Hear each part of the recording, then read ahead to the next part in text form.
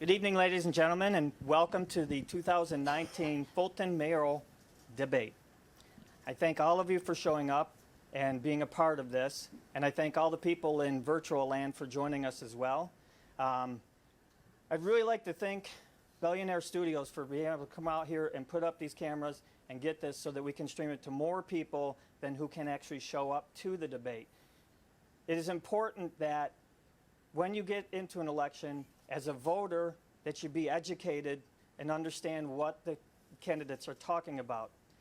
And in this world of social media and other things, people can misconstrue what people say, and you get a wrong impression of it.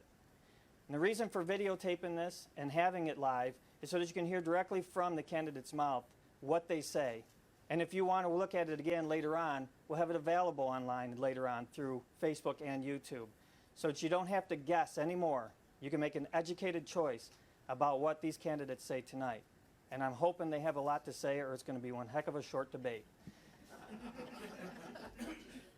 Even more important for me, I met Nancy about a year or so ago, and I saw her fight through building this particular place, the CNY Communities Arts Center. And I'd like to turn it over to her and thank her very much for all her and her staff's hard work for what they've done for us tonight. Thank you, Fred. As he said, Nancy Fox, I'm the Executive Director of CNY Arts Center. For those of you that don't know, CNY Arts Center is a grassroots, nonprofit, multi-arts organization. We do programming in studio arts, performing arts, writing arts, culinary arts. But the important thing that I want you to know is that, first of all, the Board of Directors and myself, we welcome you to CNY Arts Center. We're so proud to host this event tonight. When CNY Arts Center started 8.5 years ago, 14 residents of Fulton, folks just like you, came together and met in a church room and said, you know what, something's got to change. And Fulton needs a new identity, and there's something that we can do. And what you see around you is 8.5 years of working to come together and create a positive collaboration. We think it's very fitting that this event be held here, because we want you to be able to see, and if you're watching in virtual land and you're not here, just know, if you look around you, you can't miss the symbolism. This is what happens when people work together. This is what happens when positive change is allowed to take place, because you sit across the table and you work out your differences and you come together. And this is what you have created. I can't stress that enough. This community has supported this dream coming true. This is your community arts center as well. There is just so many things we're going to be able to do because you came together. So it's very fitting that we're here for this debate, and that this is our best way of supporting the future of Fulton. Our mission is to build a better future through the arts, and so that's what we're here to do. And we just want you to know that we're very grateful for your being here, and I want to invite you to come and start using your community arts center. Come and start enjoying what's here. Out on the table, you'll see there's lots of good things out there that you can pick up and read about, a brochure with a calendar. We got a good comedy going on this weekend. You should come and check it out. It's a good night to come and laugh. And Saturday morning, we're hosting OCO Cancer Services Human Pink Ribbon event. So come get in the picture. We're going to take a picture from the rooftop.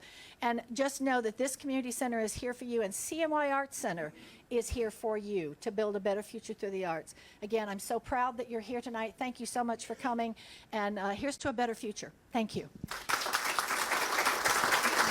Thank you, Nancy. Okay, I think that's all we have time for. Thank you for... I'm just joking. We need it. We need to hear about it. And thank you very much, Nancy, and the staff here at the CNY Arts Community Center. A quick shout out to Sue and Don at the Tavern on the Lock for showing this live to their crowd, and also Karen and Billy over at the Blue Moon. Thank you very much, guys. I appreciate you stepping in for us. So let's get through some real quick things here before we bring out who we really want to hear from, because I'm sick of hearing my own voice. Just so everybody understands, we do have a couple of rules here, and that is each candidate's going to come out and they're going to make a 3-minute opening speech. After which, once we start asking them questions, each candidate will have 1.5 minutes to answer the question, and then each other candidate will have 30 seconds for rebuttals and questions. So we're going to try to keep it timed and try to keep it within an hour, hour and a half if we can. At my discretion, the moderator, I know, I should have a crown. I can extend a question or ask for further detail if I feel that it's needed. We have a person right down front, our very own Cassidy Paulo, who will have timing cards to let the candidates know when their time is short.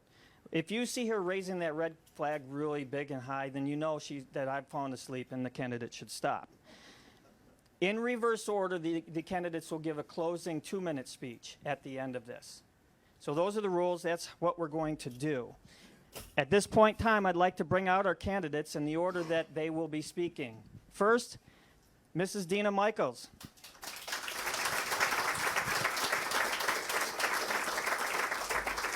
Next, Mr. Dan Farfaglia.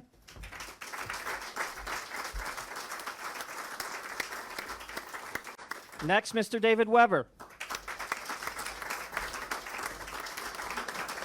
And last, and equally as important, Mr. Ethan Parkhurst.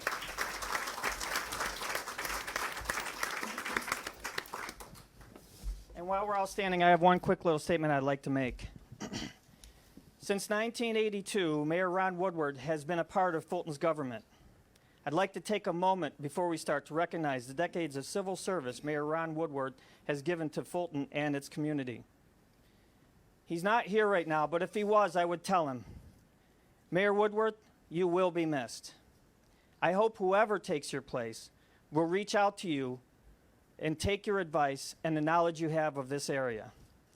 Fulton is moving forward, but we can never forget what our past is. Mayor Woodward, I'd like to thank you. I wish you were here as our honored guest, and we do miss you. But we do thank you for your decades of service. I'd like to take a moment just to say thank you.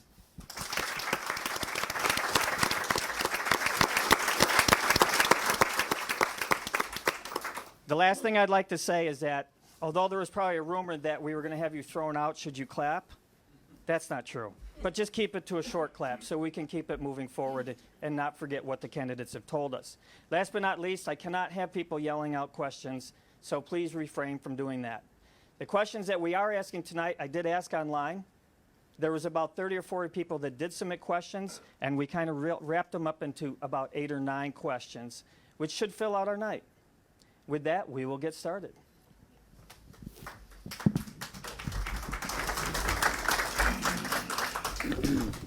Sorry, I have to get situated. So, in the order you're sitting, 3 minutes, Dena. Thank you so much, Fred. Thank you, everyone, for coming tonight. I'm Dena Michaels, and I'm running for mayor of Fulton because my son told me he had no reason to move back here after college. And as a mother, that is never okay. So him and I talked about that. We talked about the challenges, and we talked about the opportunities.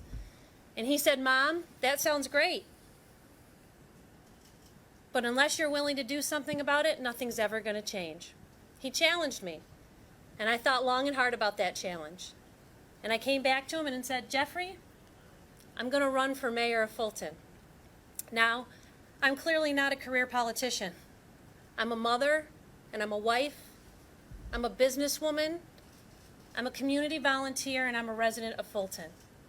And I'm not running against anyone. I'm running for Fulton. I'm running for those of us who've driven down the street and hit that pothole and thought to ourselves, not another one. Or for those of us who live across the street from Voorhees Park and we've watched young children setting park benches on fire. And we thought, we've got to call the police for the 4th time this week. And those of us who are afraid at night in our neighborhoods because of the drugs and crime that we see.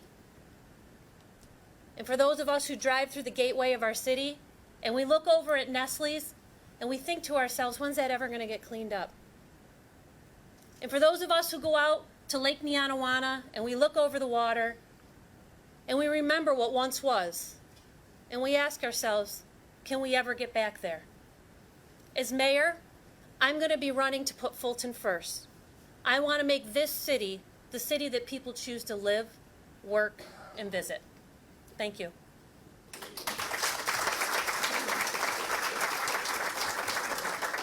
Thank you, Mrs. Michaels. Mr. Farfaglia. Thank you. And just wanted to say thanks to Oswego County Today and the CNY Arts Center for hosting tonight's event. and setting this up so folks are able to watch this at home. For those of you in the audience, and for those of you viewing this online who may not know me just yet, here is some info. I am a fourth-generation Fultonian. My family has been here now for over 100 years. I attended Fulton schools like my parents and grandparents before me, and I graduated from G.A. Bodley in 1989. I played baseball, joined Boy Scouts, and spent many years with the wrestling program. I still help out with that when I can. I used to swim in Lake Leon when I was a kid. I used to go fishing there as well. I left the area for college and then later for work. I spent 15 years working as a staff member in the State Assembly and Senate. After some time away, I realized that Fulton is where my heart was, and I came back. I got involved with many local organizations so that I can be a proactive member of my home community. I have represented Fulton in the county legislature since 2012. I'm the only candidate on this stage that has any experience. I am a single parent and proud to be raising my son in the same place where I grew up. But I'm concerned about our hometown, and I see three main reasons to focus on. We have lost a lot of jobs, and we need a city government focused on creating and retaining jobs. Too many of our neighborhoods are in rough shape. We have too many abandoned houses that aren't just an eyesore, they are dangerous. The opioid crisis has hit Fulton hard. Almost everyone has been affected by it in some way. These are the problems that I want to focus on first, but we can't solve them alone. We need to work together, the public sector, private, and all levels of government to tackle these challenges. A couple of years ago, we faced the possibility of the Fitzpatrick nuclear facility closing up and laying off 600 workers, including many Fultonians. I was proud to work in a coalition with private sector groups, organized labor, city, county, state, and federal officials, Democrats, Republicans, independents, to help save the plant and save those jobs. That's the kind of approach we must apply to many of the big problems facing our city. We need to work together to get the job done, and I'm ready to help lead that effort. Over the next hour and in the week remaining for the campaign season, I will do my best to inform the people of Fulton what my goals are and my record as a county legislator. Thank you.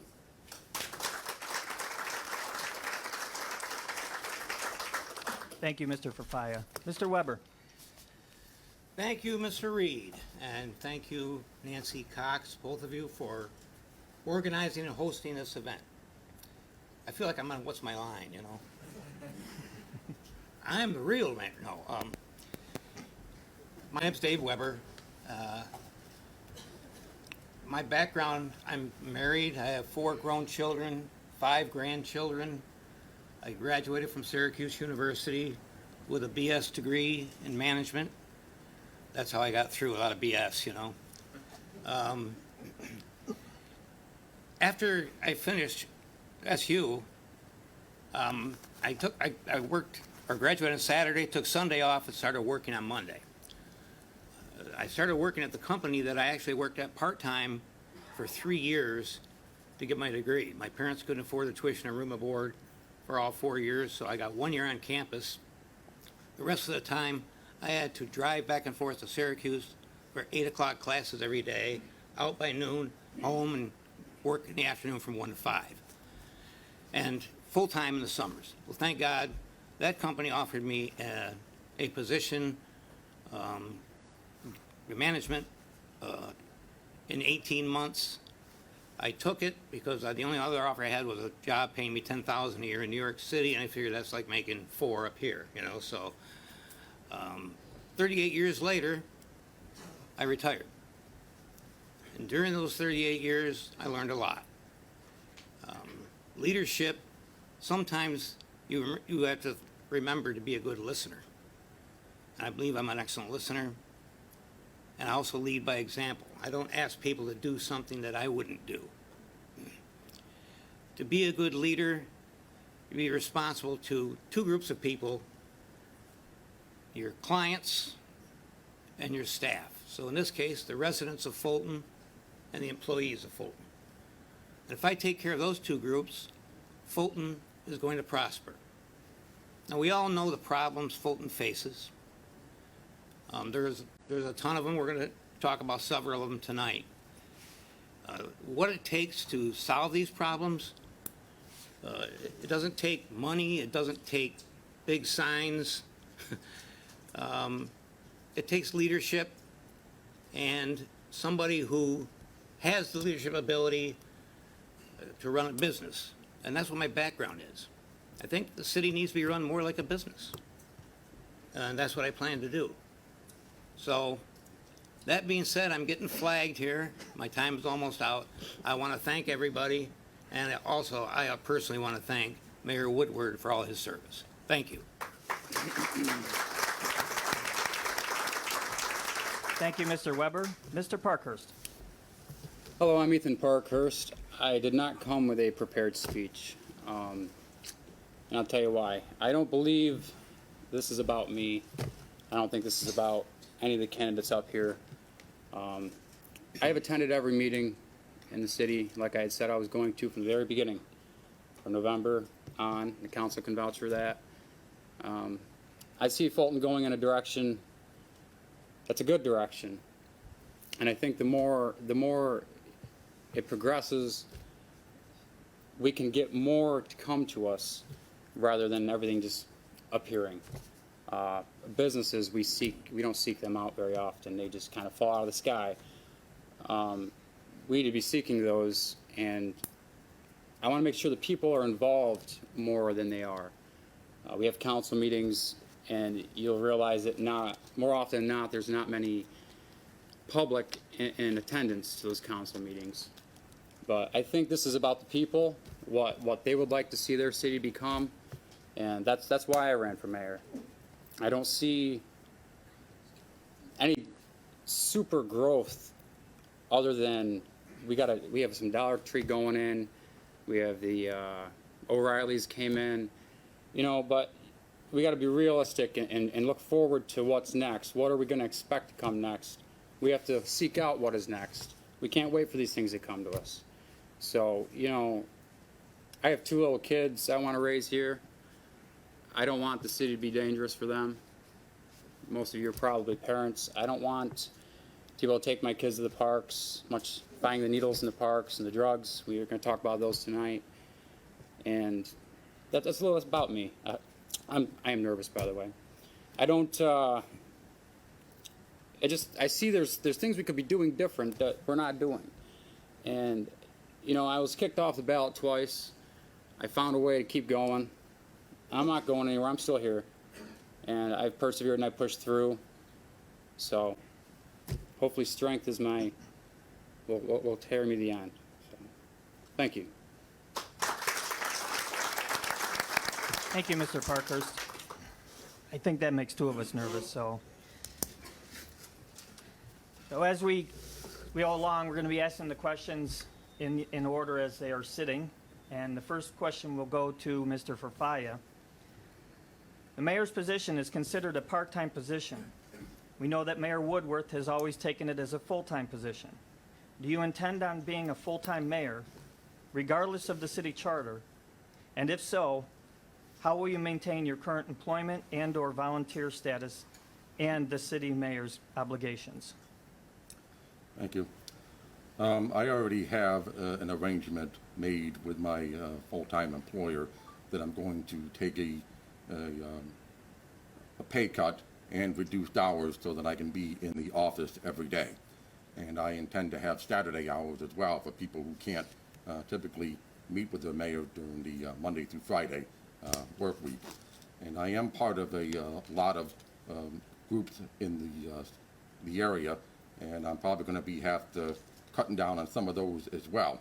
But I'm not going to give up my membership on the Farnham Family Services Board of Directors, because they are the leading substance abuse treatment facility in the county, and being part of that gives me an inside track for all the latest treatments going on, fighting the opioid crisis that we're facing. So yes, I am going to reduce my hours, take a pay cut, be in the office every day, as well as Saturday hours. Thank you. Mr. Weber, would you like me to rephrase or reread the question, or are you good to go? No, I'm good. Go away. I too am going to be full-time. I believe we need a full-time mayor. It's part-time pay, I realize that. I don't care about the pay. What I care about is bringing Fulton back to prosperity. We're going in the right direction, but there's a lot to do.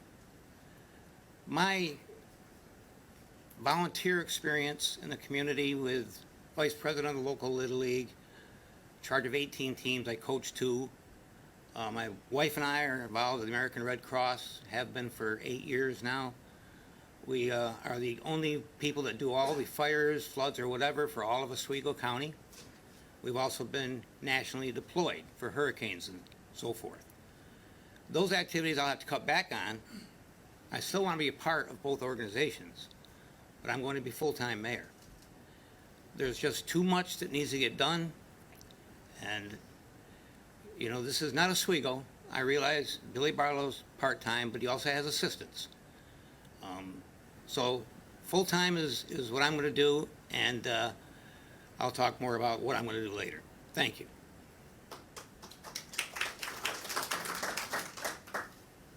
Mr. Parkhurst, would you like me to read the question again? No, thank you. Go ahead. So, yeah, I'm also going to be a full-time mayor. I'm going to give up my construction company, and I believe that in order for Fulton to move forward in a expeditious manner, probably have to be there from sunup to sundown for most days. And I think by giving up my construction company, by giving up my past employment, you know, I just turned 30 years old. So I want to offer my life, much like Mayor Woodward did, to the city of Fulton. I think that's what I have to do, and that's what I will do. I don't want to spend too much time on this because it's a simple question. I'm going to be full-time, and we need to be full-time if the people want proper representation and things to progress forward. Thank you. Thank you. Mrs. Daniels, would you like me to reread the question, or? No, I'm all set. Thank you. I am absolutely going to give my full-time attention to Fulton to make sure that we meet all the goals that is required. I'm going to have an office. The mayor's office is going to be at City Hall. And we're going to have posted hours. But I understand that the job of mayor goes beyond just what happens in the office. We have to be involved. Just like I've run my campaign, we have to be out in the community. We have to be engaged in our neighborhoods, with our businesses. We have to show up and have a voice at the table and a seat at the conversation, in the conversation. We have to make sure that we're present and representing Fulton at all levels. So I'm gonna give my full-time attention to the role as mayor, but it's not gonna always be at City Hall. It's gonna be where we need to be to get the job done. Thank you. Thank you.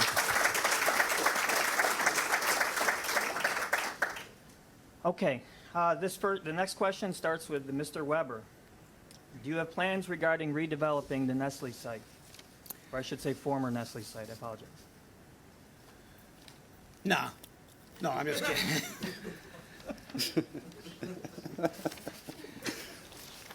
Beyond the Downtown Revitalization Initiative, which has a lot of specific things on it, I have some other ideas as well. The fact that Fulton has just been removed from the stress list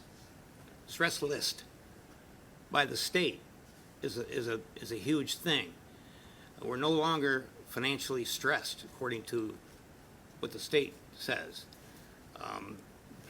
That's big because it means people should be aware that Fulton is getting better, and we need to build on that.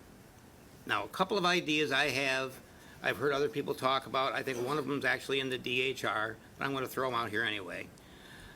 I would like to see a quality hotel with an event center in the city and at that Nestle site. I think we need a movie theater. We haven't had one since I was a kid, and that's before electricity. Clothing stores. People have told me clothing store would be nice. We used to have some really nice clothing stores in downtown. So those are some of the ideas I'm throwing out there. I'm pretty much out of time, but that gives you an idea where I'm at. Okay? Thank you. Thank you, Mr. Weber.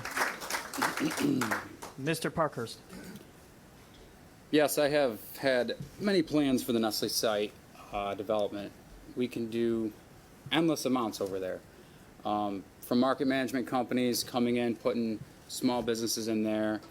It's my understanding with the DRI, we have Mike Treadwell with the Small Business Development Program building a couple buildings over there, so that kind of squashes my convention center idea a little bit. But with, you know, whatever we do over there, it's really up to the people and what they want in our city to be there. So if we can just involve our community better, we can get a little bit better of an idea of what our citizens want. And because that's what I'm fighting for, is for the citizens and what their voices mean and where their money's going before their money goes there.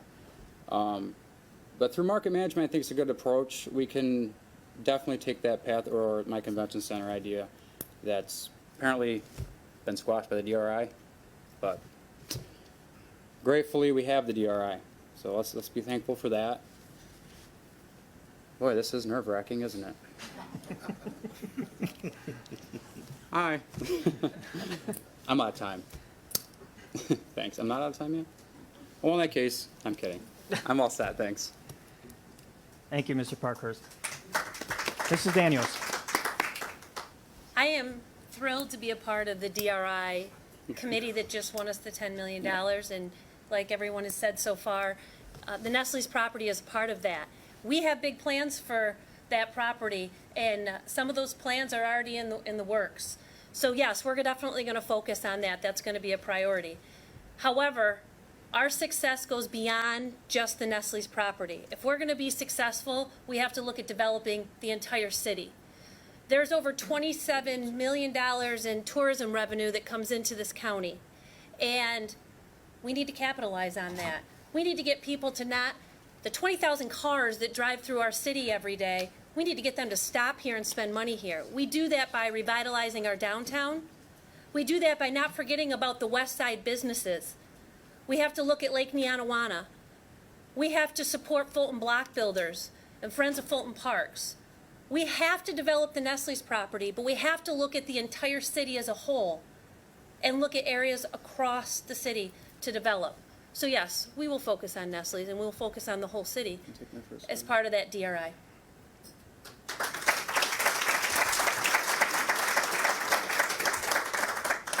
Thank you. Mr. Farfaglia. Yes, there have been people around the city who have said that Fulton does not get its fair share. And sometimes we're not sure if it's true or not. But recently I learned that the old beech nut factory in Cannon-Johary got $6 million from the state to help, with the cleanup when that factory closed down and they had to make room for something different. We should have gotten the similar assistance, and that takes leadership. And if I become mayor, I'm going to make sure that we get our fair share. But the good news is we are now getting $250,000 from the state that we're getting it part of the restructuring plan that been going on for a few years. And that will help go towards the cleanup of the old Nestle site. And I do have a plan, and once the site is ready, I'm going to work with local businesses, the Chamber of Commerce, state and federal officials, and others, so we can have multiple companies and perhaps entertainment facilities on that old site. Thank you. I do have one comment to make. Yes. Mr. Fafaya, thank you for bringing that up. The Cannon-Johary, the beech nut, I sat in a meeting today and we discussed that. And we discussed that grant opportunity. And we are already in discussions about making sure that can happen here too. So you're right. That was an opportunity that looks like it was missed, but we are in discussions about making that happen here too for the Nestle's and other properties. Thank you. Okay, next question. We start with Mr. Parkhurst. Yay. And I'll read it slow so I don't mess it up. As a reader asks, an obvious and visible deficiency exists in the enforcement of the existing code enforcement. What is your plan for implementing enforcement and compliance in order to protect our property values? All right, so we already know that our codes department is very overwhelmed with code violations, and we know they're understaffed, and we know that there is definitely a problem there. So, through better communications within our city departments, I think we can find that there's a happy medium where we can work together, maybe not just the codes departments, but maybe other departments can aid them until we begin to make enough revenue to bring on more codes and code enforcers, more codes officers. We can find a way to, help them rather than yelling at them all the time, or, counselors writing up certain homeowners, or, there's just a lot that needs to be done in the codes department, and we need to find the money to do it, and it's just a matter of how we're going to do it. So we work that out with the public, we work that out with the department, we work it out with the counselors. We'll find a way to make it happen, and that's a good thing. That is good. Thank you. Thank you. Mrs. Daniels. The Code Enforcement Department is going to be one of my first priorities when I get into office. Because all this what we're talking about, the DRI, development, tourism, Fulton block builders, revitalizing our neighborhoods, without a strong codes department, that doesn't happen. We have a great team down there, and I've worked closely with them for years, being a part of the Planning Commission. But I know that, yes, they are overworked, and they're understaffed, and there's policies and procedures that we need to put into place. When we have a strong codes department, all of these other goals are achievable. But without a strong codes department, we're going to struggle with that. So we need to focus on that. It's not a matter of if, it's a matter of we are going to make sure that we spend the money on that codes department so that we can make our city a viable place for people to live and work and visit, to make businesses strong, to make neighborhoods safe, to flush out these absentee slumlords that don't care about our city. It's going to take a strong codes department to do that. Thank you. Mr. Weber, you have something? Yes, I just wanted to ask Dena, how are you going to do that? That's one of the problems. We're not really saying how we're going to improve the codes department. Ms. Michael. So what we have to do is we have to provide training and development. There's grants out there to provide resources, the funding that we need to provide the training, to hire on new staff, to make sure that we can implement policy and procedure. Looking at grant money, we have to look for efficiencies and cost-saving opportunities across the department.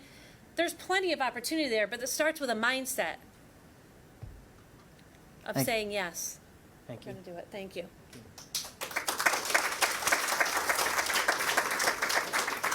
Do you need the question again, Mr. Farfaglia? No, I think I got it. I hope the information that I have is accurate, but I was just informed today that the Code Department got a $45,000 grant to help with their services. If so, then that's great. Then that can be a good first step toward getting them the tools they need to adequately do their jobs. Right now, I notice that there are two problems with the Code Department. We see a lot of properties throughout the city, residential ones that are like falling apart, and it just seems like they can't keep up to do the enforcement necessary for the changes to be made so the homes are safe. And the other issue is that when new structures are built or being renovated, such as business, it seems like there might be a lot of overkill, with the regulations and too much overreach. And we need to find a happy medium, so that way there's not too much difference between Code Department in Fulton and the surrounding towns and cities. So, thank you.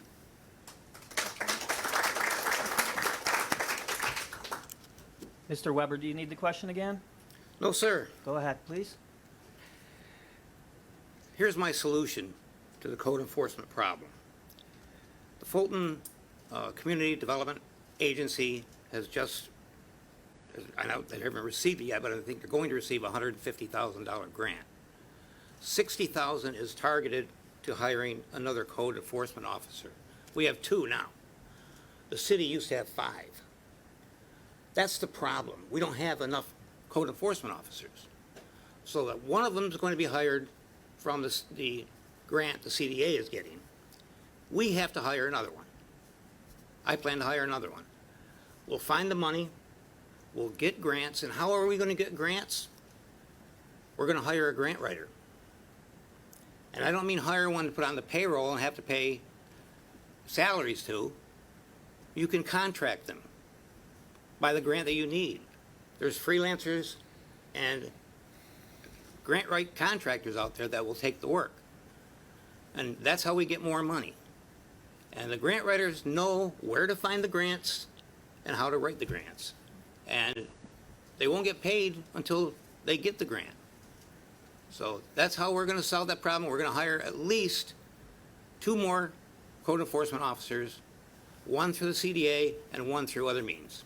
Thank you. Thank you. Okay, we'll move on to the next question, and we start with Mrs. Michaels. This comes from a grandmother in Fulton. I'm a grandmother and so worried about the drug problems in the city. I cannot walk my grandchildren in the park or along the river without them finding needles. I'm afraid if I look away for one moment, my grandchildren will pick one up and accidentally poke themselves. What are you planning on doing to make the city safe from drugs and the continual sale of drugs? This issue is near and dear to my heart. My husband is 27 months sober, and I understand how addiction affects a family. We were just designated by the federal government as a high-intensity drug traffic area, and that opens a lot of opportunities for us. It's important that we have a seat on the drug task force. As of Monday, we will now have an officer assigned to the drug task force. In 2015, we had an officer. In 2016, we had an officer for 5 months. In 2017 and 18, we didn't have an officer on that drug task force. We need to always have a seat at the table if we're going to say we're doing all we can.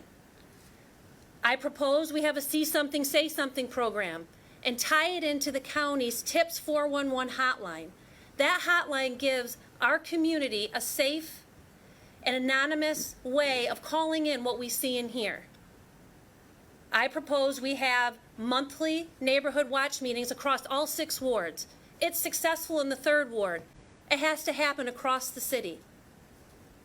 I propose that we work together to have stiffer code enforcement and stiffer penalties for these slumlords, absentee slumlords that don't care about our city, and they're attracting this behavior here. We need safer neighborhoods, period, and I'm going to make sure we do.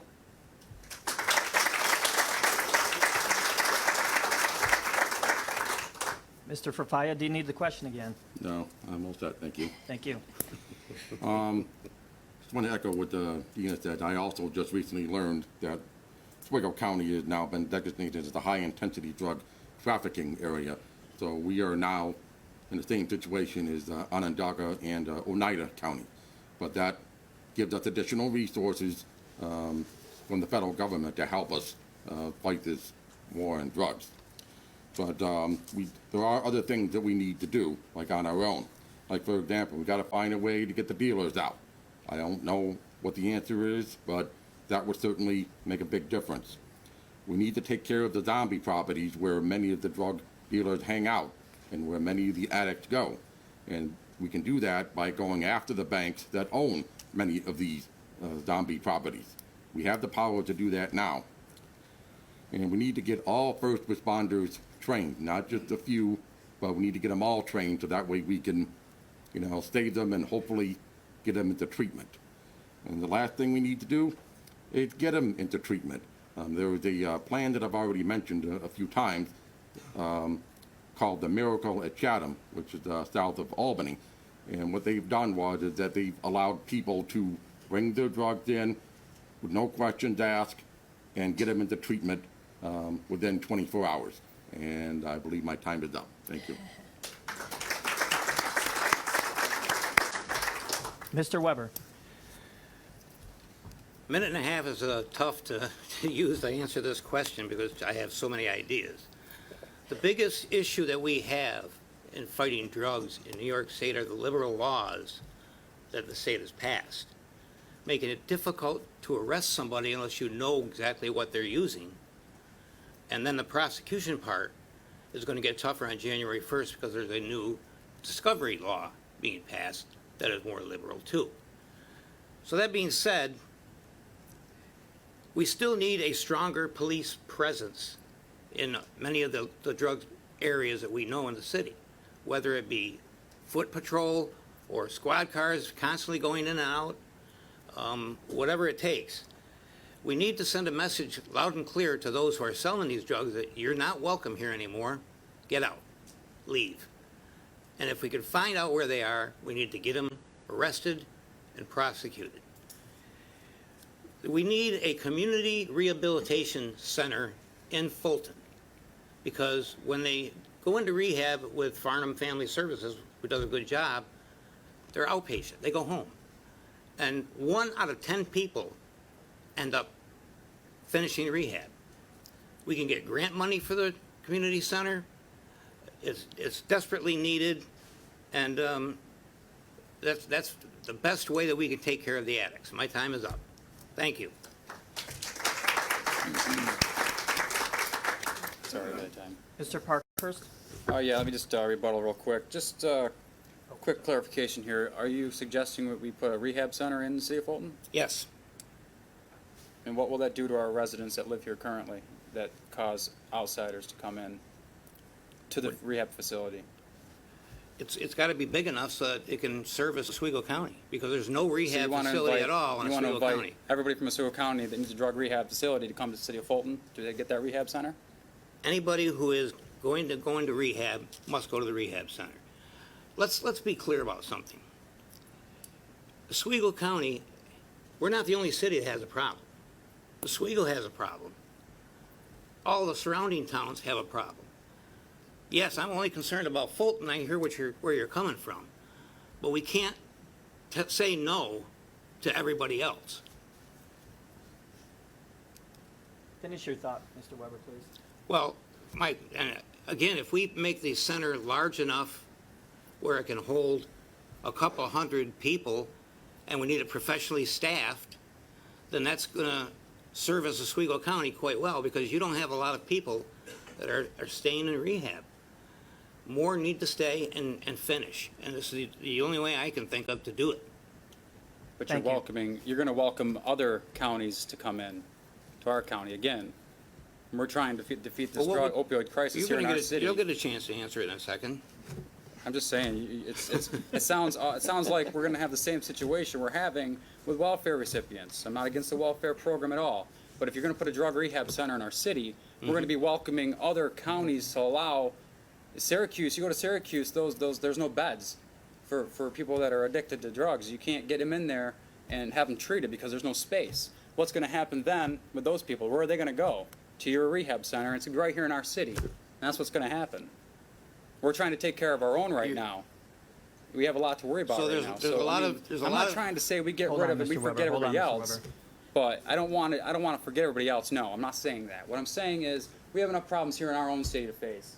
We don't need to be welcoming from other counties, just like we do the welfare recipients. I'm not saying anything against welfare, but our drug problem is in-house. We need to focus in-house, and that's where we need to be at. All right. Mr. Parkhurst, Yeah, I'll let's let hear you your have a minute ideas. and a half on that one. Yeah, I think, okay, I so. already did. You don't got to read the question again, no, sir. We need to work with our local, what we already have. We already have OCO, CYO, Farnham, the schools, the DARE program. We can work with all of them and the people to get a service in place that we all agree upon, where it's going to work, where we can ask, hey, what can we do to help you guys? What can we do to help you? Non-consequentially. Okay, we can't lock them up and throw the key away because that's just not gonna, it's not gonna do it. They're our citizens. We can't turn our back on our citizens. I'm not gonna do that. We need to find a way within our means to help our own first. That's all I'm saying. Thank you. Mr. Weber, 30 seconds. Well, this is fun. I never thought it was gonna be you and me. Well, Dena, feel free to chime in. who said I'm not concerned about our own citizens, number one? But if you're not going to put a drug rehabilitation center in, you're not going to get people to finish rehab, period. You have to have a rehab center somewhere. We may as well do it. We may have to make it bigger than a couple hundred people if we can, but you have to have a rehab center. It's going to include our people, obviously, first and foremost, hopefully, All right, thank you. but if everybody from the county participates, that's still a good thing. I got a response. Thank you, Mr. Weber. I got a response to that or no? Mr. I got a Parkhurst? response? So, okay. I didn't get to respond. I didn't think. Is it the rules? Is how the rules are ahead. working? Yes. Okay. So, I understand your concern. I understand where you're going with this, but there needs to be some sort of clause in there where we're not going to be taking people from Syracuse, we're not going to be taking people from Rochester and Watertown and all these other surrounding areas, and flood our streets some more. I'm not going to allow that to happen. Sorry. Okay. Pay attention one more time, okay? Okay. get it past Oswego County. Mhm. Okay, that's it. They're not Yeah, going to so- come from Syracuse. They're not going to come. They are going to because the Well, they're beds in not- Syracuse are full. I'm saying that this is a rehab center for Oswego County. That's what I'm saying. Okay. And nowhere else in the county do we have one, and that's why we need it. All right, gentlemen, I'd like to move on from this, Oh, come on. unless Mr. Farfaglia or Mrs. Daniels would like to ask a question. And with that, I'll move on. I actually forgot where I was there, so, Mrs. Michaels, that's okay. what did I say? Oh, there you go. I'm sorry. So, Mr. Farfaglia, Yes. this question is for you. Yep. It's been partially answered or talked about. We asked a question about the city officer being on the Oswego County Drug Force, and now that we know there is one, what will you do to ensure that we continually have, as Mrs. Michaels might say, a seat at that table? Well, whatever resources are needed to keep that seat at the table, we need to support it, because we need to be on the same page as everybody who's fighting in this war on drugs that we're doing. So, whatever means necessary, keep that seat at the table so that we're not left in the dark regarding, whatever remedies that are maybe out there, whether it's law enforcement or treatment. So, just do whatever we need to do to keep a seat at that table. Thank you. Yep.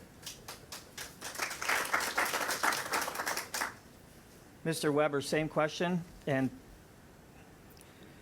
go ahead. Well, it's great that we do now have again an officer on the county drug task force. And I applaud Chief Green. I applaud Sheriff Hilton for getting that done. We need to make sure that there's always a presence on that task force from the city of Fulton. No more gaps, no excuses. We also have, again, grant money we hope will become available, being in an HIDTA, high-intensity drug trafficking area, that the federal government will swing our way to help do other things that will make sure that we have enough presence as far as law enforcement, battle against the laws a little bit better, and let's make an impact as quickly as possible. But again, this is a huge thing, having an officer on the drug task force, and it's important. We always do going forward. Thanks. Mr. Parkhurst. Yeah, I'm also very happy to see that we have an officer on the drug task force. I think that's very crucial to our beating the opioid crisis and always being involved. And informed is to knowledge is power. So if we have somebody on that force, we know what's going on. We can communicate better within our agencies, and that is great. And I think it needs to stay that way. And just like everybody else had said, the grant money that's coming down from federal money for high-intensity drug trafficking area, I think is going to enhance the fact that we can, if not have an officer on the force, maybe create our own right here. And since we're a city of our own, we spend a lot of time in our city, the drug task force does. And I think we need to think about maybe implementing our own also. Thank you. Thank you. Mrs. Daniels. I've already Mrs. talked Michaels. about the drug task force and my feelings on that. And yes, we're going to have a seat at the table. But we can't forget about the men and women who are on our police force and including them in this conversation. We need to work with them and understand what's working and what isn't working. Where do we have to find the efficiencies and the cost-saving opportunities so that they can always afford to have an officer in that seat? The HIDTA, H-I-D-T-A, for all those who will Google it today, that provides us a lot of opportunities, tools for our police department, whether it's a drug overdose mapping system or other tools and resources and equipment that will come along with that money. So that's going to help it's going to give incentive for our police department to keep someone in that seat. We can't forget about the men and women who do this job every day to keep us safe. So we need to work with them so that they also see the vision and we hear their voice through this and we work together to make sure that seat is filled.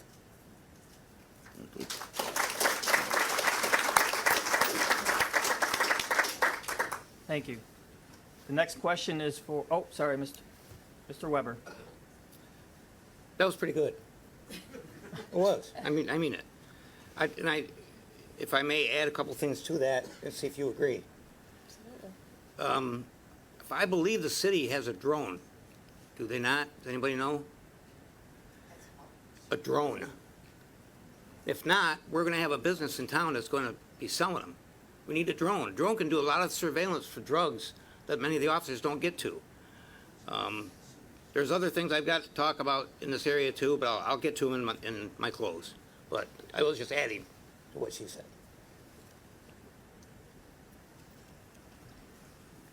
Okay. Dave, we're going to let you talk again, Mr. Weber. Oh, goody. This question goes to you first. Employee health insurance is almost 20% of the entire city budget. The national trend is approximately a 6% increase yearly. What are you going to do to approach and handle the ever-increasing costs? Well, the numbers that were given to us in the handout are a little bit off. I talked to Dan O'Brien, the city chamberlain. There's actually in our budget for 2019, $3,900,000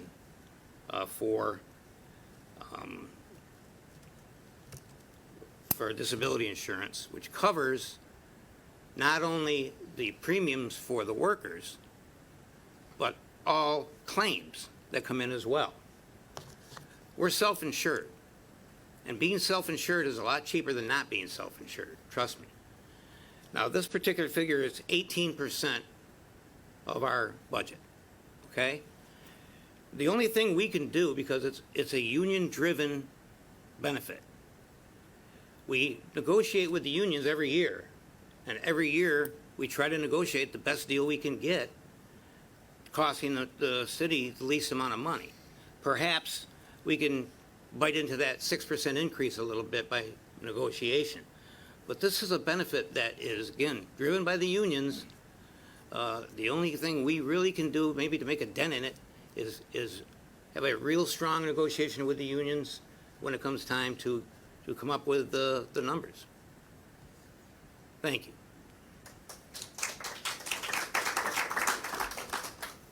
Mr. Parkhurst. Yes, I do believe Mr. Weber's on the right path there. You know, through negotiation with the unions, calm down, Dave.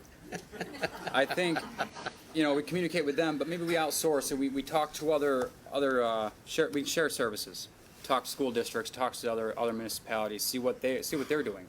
Maybe different vendors for health insurance, see what they're going through, see what the costs are, what the difference is in cost. Of course, we negotiate with the unions, you know, but maybe during negotiation we talk about maybe we seek a different vendor. Maybe we see what it costs this area to do this versus what it's costing us to do. We can maybe save money that way. This really is this is a hard question to answer because it is through the unions and it is hard, so thank you. Mrs. Michaels. I'm sure you got a good answer. So the health and wellness of our employees and their families is critical.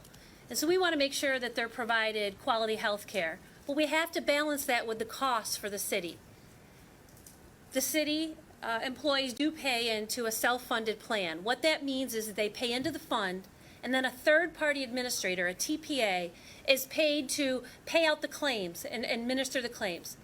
So what I propose that we do is we first implement a healthy workplace program. Heart health program, walk program, smoking cessation, weight loss program. Because if we have a healthier workforce, there's less claims means less cost to the city. That's first and foremost. Then I think we need to shop our TPA, our third-party administrator. Just like we would shop the cost of anything else when we're looking for cost-effective measures, we have to shop that TPA. Do we have the most cost-effective administrator? So we need to shop that and then work with our unions for there to be a balance between quality health care and a cost-effective approach for the city. Thank you.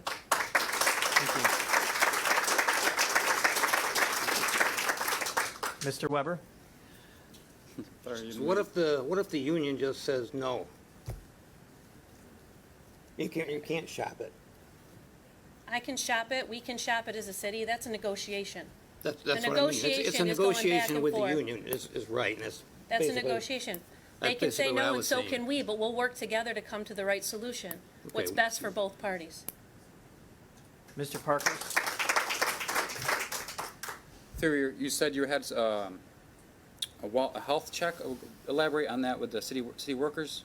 What were you saying about city workers? There was a health A check? health and wellness program for the city employees so that they're provided resources such as smoking cessation, heart healthy programs, walking programs, weight loss programs. Because if their health is improved and their family's health is improved, then that's less claims, and less claims means cost savings for the city. So are you suggesting that if they're not healthy, what happens to an employee? I'm not suggesting they're not healthy. I'm saying we have to provide them with the tools and resources that they need to make healthy choices. If they're not provided that now, shame on us. We need to provide that. A healthy workforce is what's important. The men and women of our workforce are critical in our day-to-day operations.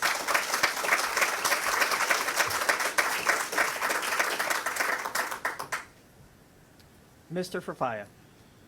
Yes, I don't care where good ideas come from as long as they're workable. And I hope that your health and wellness plan is workable. I think it would be great for the city. But as mayor, I would be a member of the Oswego County Shared Services panel. And what I would like to do is take the idea of group health insurance, because the more participants that are in it, then there's a lot more options out there, and some of them which may be cheaper. And hopefully we can find something out there that provides all the benefits that they have now, but perhaps more at a cheaper rate. But that's what I'm going to do to see if we can get that under control when I become mayor. Thank you. Can I ask a question on that? Mrs. Michaels? Mr. Fafaya, thank you for sharing that. I'm asking the question. In 2017, wasn't there a study done about shared services, and it came back that that wasn't a viable option? It may have been, but I still think it should be pursued. Okay. Things may have Fair changed. Things may have changed in the last couple of years. Good point. Good point. Thank you. The next question we start with Mr. Parkhurst. We all know that Fulton was awarded the $10 million DRI grant for part of the city. What are your plans, if elected, to improve the other areas of Fulton regarding infrastructure, zombie properties, and absentee landlords? So for our infrastructure, failing roads and our sidewalks and whatnot, we'll come back to that in the next question. The absentee landlords, they need to be held accountable. If they're absentee and their houses are in deplorable conditions, they need to be held accountable. We need to find a way to work with them, come up with a plan of action, and if that doesn't work out, we need to work with their local law enforcement to make them accountable, to bring them back to court, just make sure they're accountable. Zombie properties, obviously, is the same scenario. We need to find out what's going to take to get them back to be safe or gotten rid of. They can't be there. It's a liability on our city, and it's only going to cause problems for the neighbors and bring down property values. We have got to find a way to get those out of there. Thank you. Mrs. Michaels? So there's three opportunities I see with this. The DRI is important, and we've talked about that. But we need to look beyond just the DRI area. We have to look at the city as a whole. So where we won with the DRI is grant money. So let's go find more grant money. There's over 15,400 grantors across the nation. There's plenty of grants to go after. I also think we got to continue to work with our code enforcement. That's going to address a lot of these issues as we've talked about. And I'd also like to see us hire a city engineer. We've been without one for a while, and that's going to really help us deal with our infrastructure issues. So between code enforcement, grants, and hiring an engineer, we're going to be able to focus on all these other areas and give all the rest of the city the same opportunities this DRI plan is doing for that area. Thank you. Mr. Farfaglia? Dan? I'm sorry, Mr. Farfaglia. I think the city of Fulton needs to be much more active with the New York Conference of Mayors.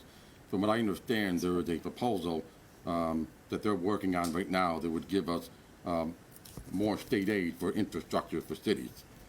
And for the last 3 years, I resigned from it in January, but for the first 3 years, I was part of the Oswego County Land Bank Association.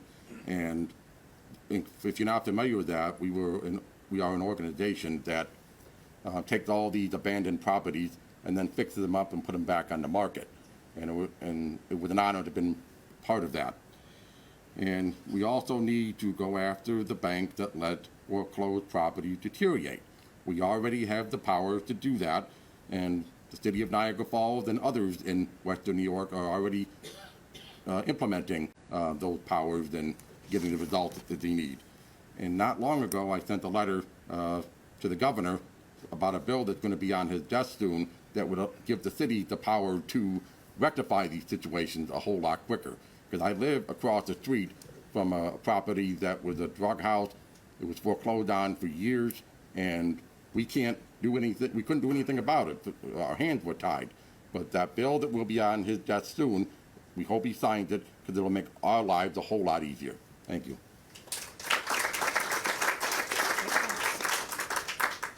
Mr. Weber? What? Oh, never mind. Please don't make me reread the question. All right, what are my plans for other areas of Fulton? Infrastructure, zombie properties, absentee landlords. I go back to the grant writers. We need sidewalks replaced in a lot of areas. We need drainage repairs done that the city had put in and they're not functional anymore and they need to be replaced. The money will not come just from the general budget. It's got to come from grants. Grant writer will do that for us. We need to maintain the sewage treatment facility rather than let it go like we did before. In general, we need more of a sense of urgency in city government and in the community to address what needs to be done. Some of these things seem so simple. Zombie properties, they're abandoned properties. We now finally have a law that's in place, it's going to be actually added soon, that deals with them and boarding the properties up and securing them. And the fire department is involved in that. The same thing with absentee landlords. We have a fining system that's now going into place, and they're going to get fined. You'll have to, the law, when it comes out, we'll make sure that everybody is aware and can go in and look at it. So those are things that are very, very important to solving these kinds of problems. Thank you. Thank you. So our next question starts with Mrs. Michaels. If elected, would you privatize city departments such as the water treatment, snow plowing, garbage, and et cetera to lower city costs? No, because I don't think it's the answer. But what I do think we have to do is look where our tax dollars are going. So we have to look for efficiencies and cost-saving measures across all departments. And we need to find where we can do the job better and where we can do it more efficiently and effectively. And that's going to take some time, but right out of the gate, we have to do that. We have to start looking at all departments, bringing them together and say, where can we do better? Are there cost savings opportunities? And that's where we're going to win. If we look across the entire city and find a better way to do the job while still delivering the services that our taxpayers deserve, that we all deserve. So I see looking at this as a whole process across the city, not just a one solution answer. Thank you. Thank you. Mr. Farfaglia. No, I would not privatize them either. That's not how you build a loyal workforce. Our city employees work their butt off, and many of them are trained to help out different departments. Because they do that if a department is short-staffed, and they may fill in. I remember reading an article about that many, many years ago, and we're one of the few that do that, and that, I commend them for doing so. But we don't need minimum wage employees, if you use a privatized service, because then you're going to have a whole other set of problems. So what I would like to do is go to the employees and say, okay, this is what you guys are doing. This is what we have to work with. What else can we do to make, your jobs easier and the services you provide to the city? So I would give them a seat at the table, so that way we know what we can do and what we can't do. Thank you. Mr. Weber. No privatizing, okay? That's just going to lose jobs, and you don't know how much the services would cost you from another provider. We don't know it would be cheaper. Probably wouldn't be. So, no to that. One idea that I think was tossed around by the Common Council recently is shared services with other municipalities like Volney or Granby or something like that.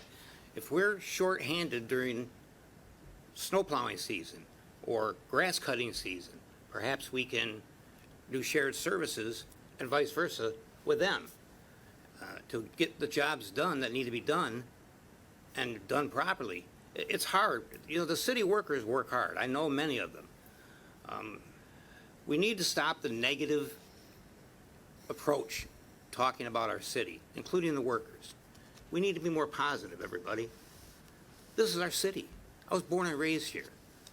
So let's be logical about how we're going to solve the problems. And this, to me, is a no-brainer as far as shared services. Maybe even hire another DPW worker. I know there's one traffic worker, and that's Larry King. He needs help. So if we can get grants and so forth, we need to do that to fill any vacancies or any additional help that we need. Thanks. Mr. Farfaglia. Yes, I'm in the legislature. I fought hard for our county to have more shared services, and unfortunately, it didn't quite work out. But it wasn't for a lack of effort on my part.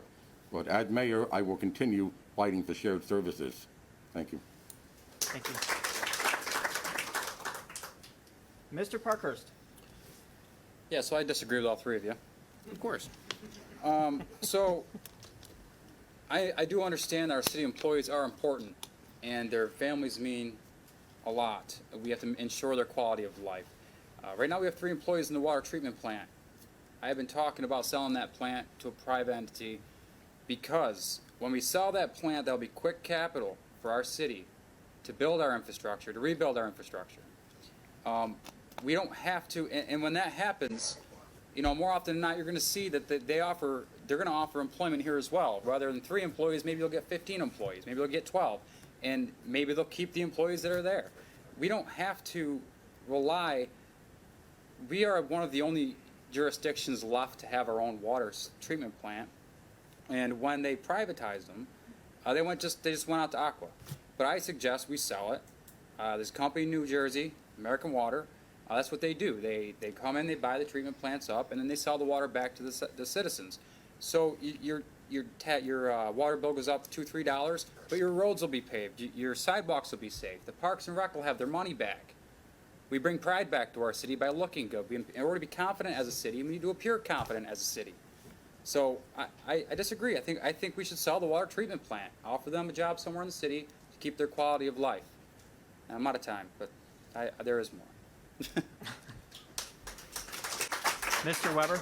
I'll give you a chance to say more. There you go. Thank you. So for Wait a shared minute. services, Now, just wait a minute here. No. First thought you were giving me your my time. rebuttal, and then Then you're gonna yield me you your can time? rebut my rebuttal. All right, go ahead. Isn't that All what right, we've gone off the rails. Mr. Weber, your 30 seconds. Okay. The concern I have with privatizing anything is what you're going to get in place of it. You have no knowledge of knowing what you're going to get, and what it's going to cost, and the kind of service you're going to get. And I know the people in the water department and the person who runs it, I'm telling you right now, you're not going to get any better than that. So that's why I disagree. Okay. Mr. Parkhurst, 30 seconds. Well, chances are, like I had mentioned, they'll probably keep the current staff there. And if they don't, we will offer them jobs elsewhere. Okay, so now back to shared services, 'cause I'm running out of time here. Wait. Watching snow plowing. Okay, so snow plowing, garbage removal, we already know that garbage outsourcing is less cost effective. We know that if we take care of our own garbage, it's cheaper, so we're not gonna outsource that. The only thing I'd like to see happen is we sell that water treatment plant. It's the biggest thing we have to leverage. And we can gain so much from it. We can gain so much money from it, and then we can do the things we want to do. And also with grant writers. Obviously, we're going to have grant writers. We all want grant writers, do we not? Of course we do. There's plenty of stuff we can be doing to improve. Are you cutting me off? There's plenty of stuff we can be doing Yeah, she to is. improve. I know. Yes, he is. Only because it's getting late, and I have my own last question to ask of all The four. jury will disregard his last comment. I know we didn't discuss this, but we did briefly back. I would like to ask this one last question. And if my calculations are right, this one goes to Mr. Farfaglia first. Mayor Woodworth has been running a program of refurbishing tax properties and vacant properties and selling them at market value instead of at auction. Do you plan on doing the same? Yes, I do, because they're not losing money doing this. I mean, most of the time they're breaking even, but they're getting the property back on the tax roll, and that's what the important thing is. So, yes, I will continue doing so if everybody who worked on it now wants to keep doing so. Thank you. Mr. Weber? I agree with Dan. What we're doing now, and it's recently we've had a lot of success selling properties, and specifically selling to single-family homeowners. That's the important thing, not landlords. But I don't know what contractors we're using, if we use more than one or not. I'm not privy to that information right now, but there's a lot of contractors that have approached me. One, that's a lot. A couple have approached me, though, about, how could I get in on doing some of these renovations for the city? So if we have a 5 or 6 that got to be done at once, we should have more than one contractor, is all I'm saying. And be able to use more than one contractor so we get more than one property done at a time. Mr. Parkhurst? Yes, I think the program that Mayor Woodward has in place for renovating houses, taking them back, and then offering them a single family, make it a single family dwelling and having a family in there is much more appealing to our people. That's what it's about, is our people, rather than having it be another landlord. So yes, I would like to keep that program going. I think it's a great program. I think it's doing well, even though maybe sometimes we do break even, like Dan said. At least we're getting in there who we know we're getting in there. And it's not being sold at auction to, any Tom, Dick, and Harry to leave it looking horrible. So yes, I agree. Mr. Weber? How can you possibly rebuttal that? I'm not going to. I just want to say that was very, very well done. Thanks. Very well said, okay? And,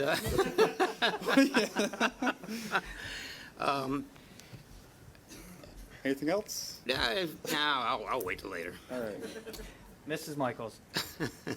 If it's not broken, don't fix it. So if it works, we'll keep it. But first, like I said before, we have to go back and look at efficiencies and cost-saving measures across all programs and all departments. If it ends up being that it works, we'll keep it. But I want to go in there and fully assess the program and understand it fully before I make any final decisions. Mr. Parkhurst, I retract my rebuttal. thank you.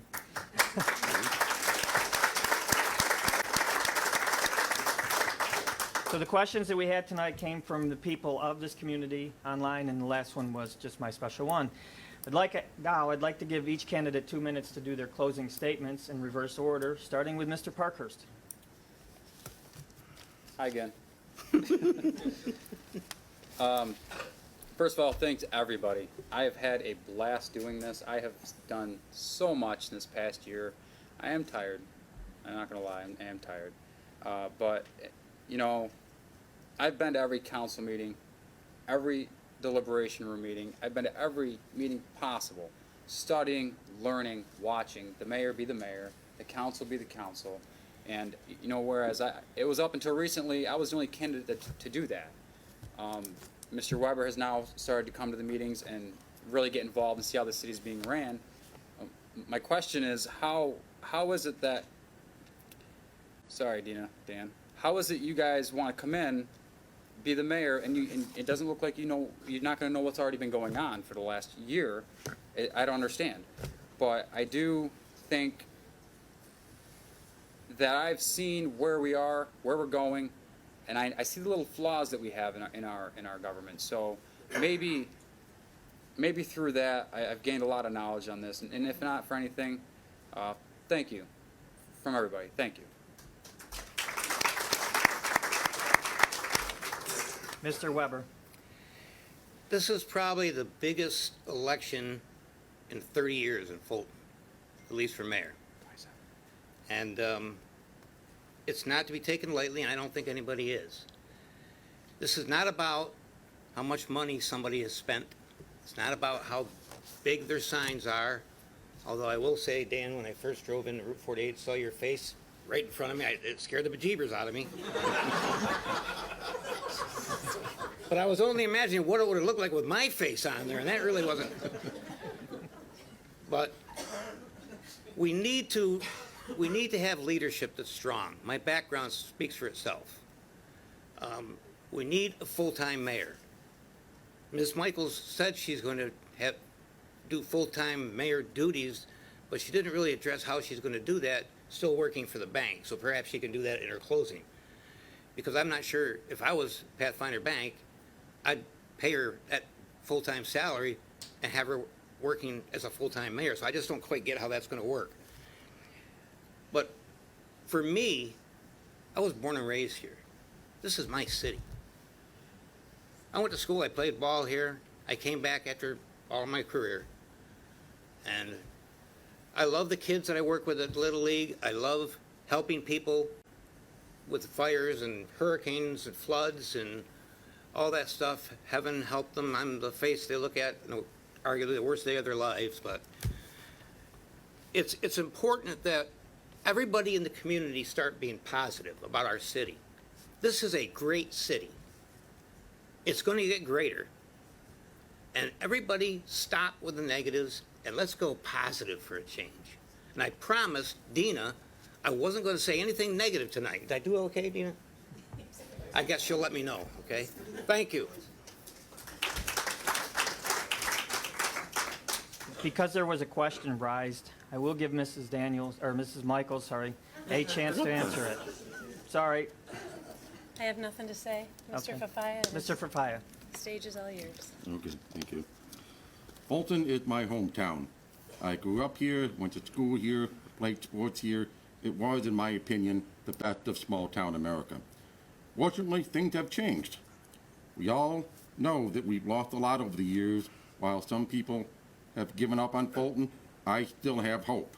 And I still think it's a great place to live and raise a family. I'm running for mayor to help make that happen, to move Fulton in a new and better direction. I know that it won't be easy. There's a lot to do.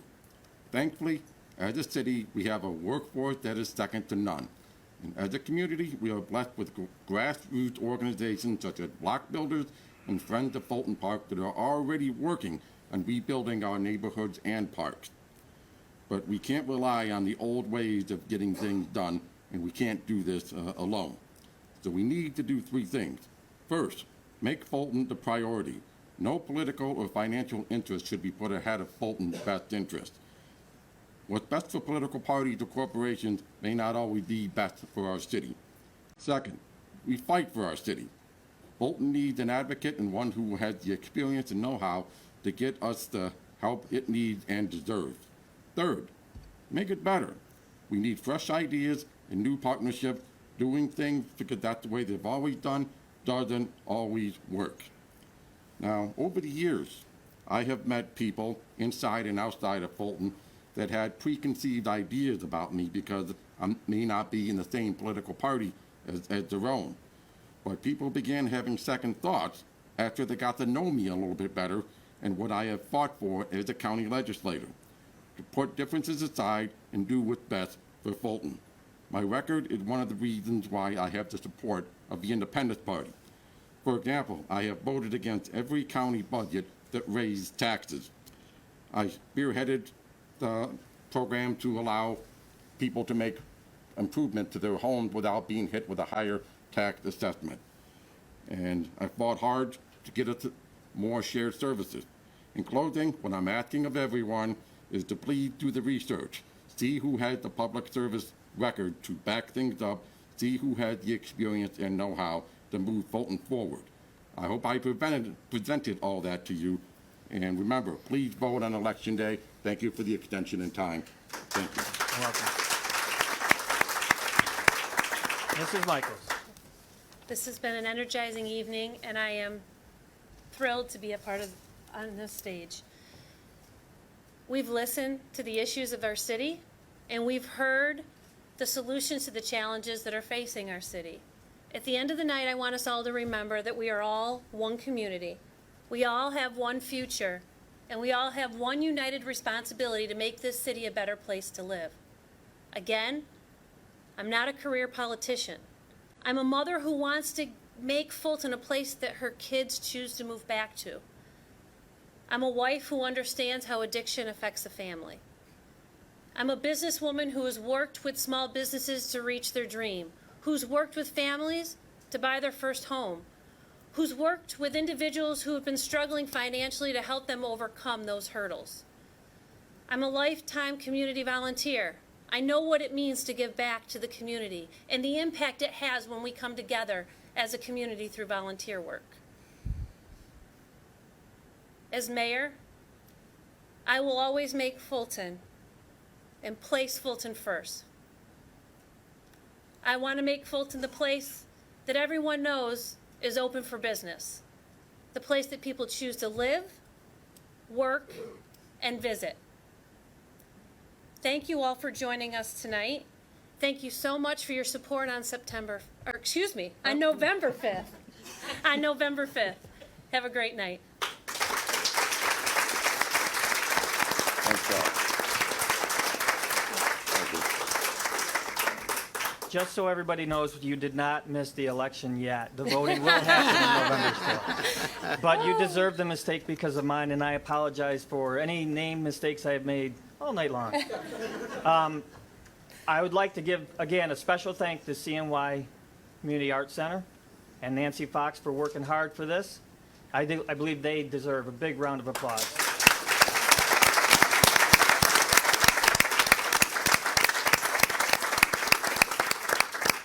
I also want to thank John over there in the corner for Billionaire Studios for delivering us into the virtual world. And I hope everybody has more information now directly from the candidate's mouth to make their decision on that day in November. I wish the candidates the best of luck because I do know, whether you agree with them or don't, I think I saw 4 people up here tonight that do have Fulton's heart in their mind and first foremost. So wish them all luck. I think we can put a close to this, unless Dave has a question. Never mind. Thank you, folks. Thank you very much.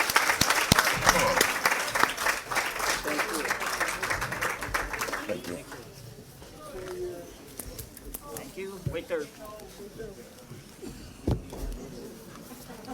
Thank you very much. Good job. You never did answer my question.